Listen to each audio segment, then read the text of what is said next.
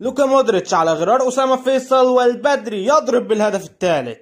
امشي بالكورة، اعطيه بدري، اعطيه بدري، اعطيه بدري، اضرب يا بدري. طبعا انا بشجع ليفربول، ولكن بميل لريال مدريد عن برشلونة. ريال مدريد، قصدي ريال مدريد. هدف عالمي لوكا مودريتش بيستعيد ذكريات كاس العالم وهدفه في الارجنتين. بعض الناس بيقارنوا مودريتش بحسين الشحات عشان الترقيصة في الهدف، الترقيصة شبه الترقيصة، بس محدش افتكر الجون بتاع اوباما في الاسماعيلي. جون الشوطة شبه الشوطة برضه، بس ايه بقى، شوطة اوباما اصعب، بس ده طبعا ما يمنعش ان اوباما دلوقتي ميح لميح مفيش. بقى هدف حسين الشحات. ففي النهائي بقى ايه، محمود علاء مميز دايما انه بيعمل بلوك على الكور لما بتتشاط، فممكن يجي حسين الشحات او غيره يعمل نفسه هيشوط، يهوش، نلاقي محمود علاء نايم على الارض. مش هنخلص بقى تريقة زي ما بن شرقي عملها في ديانج قبل كده طبعا.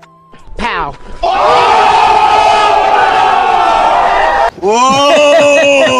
عدها لك ورد بسرعة، قصف جبهة.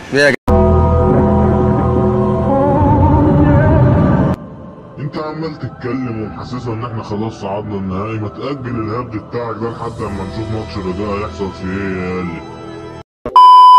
رسالة بقى لبتوع برشلونة، انا مش عارف اقول لكم ايه، انا بصراحة مش عارف اقول لكم ايه. مش عارف اقول لكم اوريجي، ولا اقول لكم بايرن ميونخ، ولا اقول لكم مودريتش. انا بعد كده هقول لكم لوكا لوكا لوكا